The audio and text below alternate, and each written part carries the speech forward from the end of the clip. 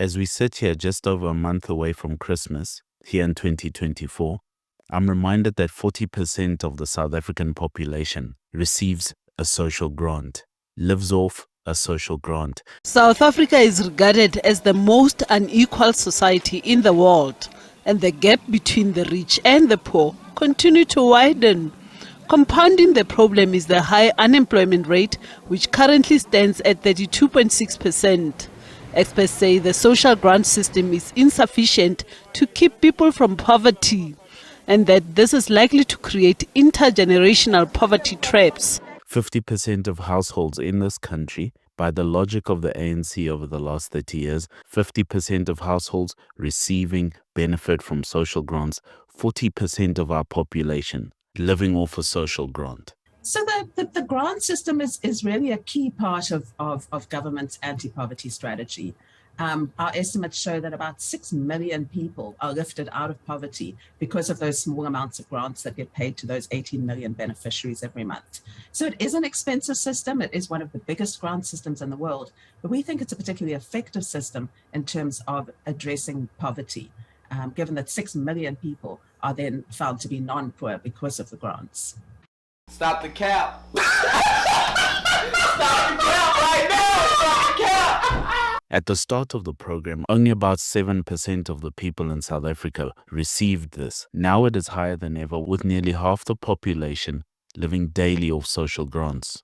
Rebecca Sebulai and 4 other members of her family depend largely on one old age social grant. It's augmented by the child support grants for the family's 2 children. The child support grants go to the children's school needs. Sebulai says the money barely covers their monthly needs, which include food, electricity, funeral policies, clothing and toiletries. She says the grant is not enough to cover her medical fees. If social grants could fix a country, South Africa would be utopia. It would be the perfect place. If social grants could fix a province, the Eastern Cape, which is the worst performing and poorest province in the country, if social grants could fix a place, that place would be fixed, because 65% of those people are going to spend their Christmas with social grant money. It's important to think about, where does the grant money go? A lot of it, of course, is used directly on the child to pay for school fees and to put food on the table. But we also know that women quite often use these grants, for example, as taxi fare to go and look for jobs, or to pay other people to look after their children while they're able to work. So there's quite an important dynamic to you're either receiving a grant or you're in the labor market. But in fact, it's important to think about the grant as a springboard for entering the labor market. Social grants are not a replacement for building an economy, for building an actual functioning country. Social grants are a way for government officials to get their hands on the purse of South Africa and to keep society under their control. Because how easy is it to control someone who is so dependent on 460 Rand every month from the government, or 350 Rand every month from the government? Welcome back. Now, the unemployment rate has decreased to 32.1% in the third quarter of 2024, and that's down from 33.5% from the previous quarter. And despite the slight decline, the country's unemployment rate remains stubbornly high, with 8 million people unemployed. In 2020, when the SRD grant started, Cyril Ramaphosa hailed it as some great intervention. People were calling the SRD grant the Ramaphosa grant, and it was not a compliment. He turned it around into a compliment. That is ANC logic. To him, when people are groveling for 350 Rand, he's doing his job. And it's a vote getter, especially from fat, black, poor single mothers. It is a definite vote getter, because Cyril Ramaphosa is their husband and he makes sure to pay their child support every single month. Well, most months. And for women, I mean, according to your research, I understand, Prof, that women are more, prone to being, affected by poverty than men. And we see this in most households headed by single mothers, women who have so many children, or even women who are taking care of the community, who are also feeding other kids. How important is this social grant in intervening into their autonomy and their lifestyle and their decision making? Thank you. Yes, so I think that that's something that in the past we haven't always then drilled down to say who exactly is it that's receiving the money, and the fact that for the most part the grants are going to women. 60% of old age pensions go to women, not to men. 96% of child support grants go to women, and so that gives women some, at least a small amount of money which they can call their own, and so we know that that then promotes decision making within the household. It increases women's bargaining power, and it gives them some access to money, which they can then also use towards other economic opportunities. This is how 40% of our population and 50% of the households is going to spend their Christmas living off social grants. Can you see that this is a country that is depressed? This is a country that is desperate. This is a country that is not growing fast enough and hasn't been growing fast enough for at least the last 15 years. We have a new course available for our boys. It's for boys between the ages of 10 and 18. It's called the Men of the Bible course, Manhood, Masculinity, and Becoming a Man. We take the boys through 12 stories of men from the Bible, pulling out negative lessons, positive lessons, and then one major lesson. We round off each lesson with notable points on doctrine and theology. We need our young men to become men. Subscribe to the channel. If you don't, I know you're the one that burnt down Parliament.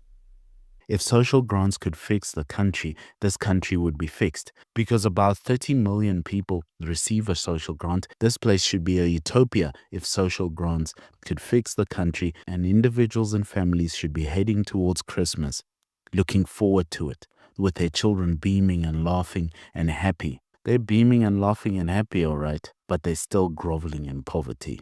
After getting her children ready for school, they had soft porridge for breakfast.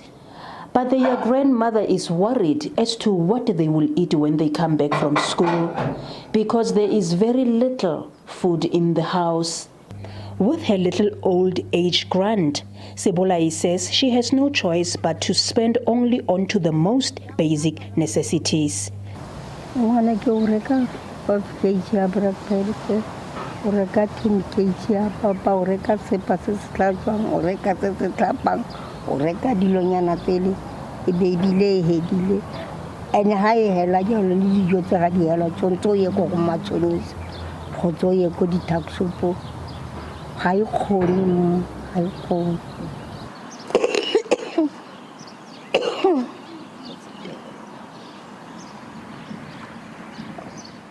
The ailing Sebolai has an uncontrollable cough. Her only remedy is hot water, as she cannot afford to see a doctor.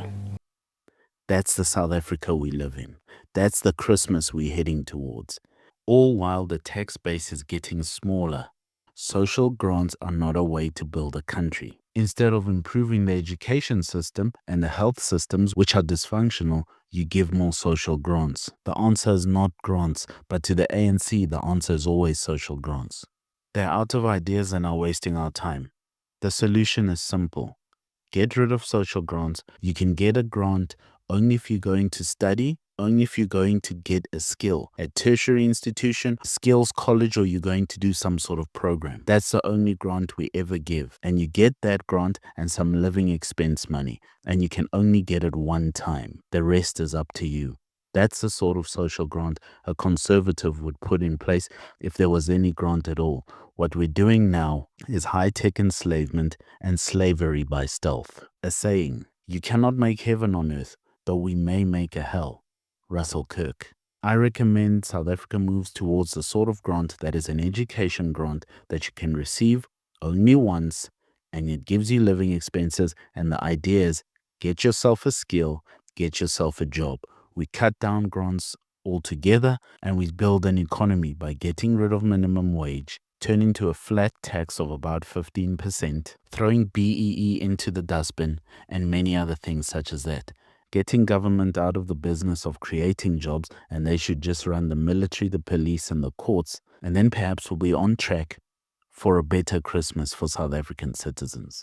The case is closed, my friend. Social grants have been a failure from day one. They are permanent now, and they are permanent in killing ambition, in keeping people in poverty, and keeping tyrants in power. Thank you for listening. If you dare, buy us a coffee. The link is in the description.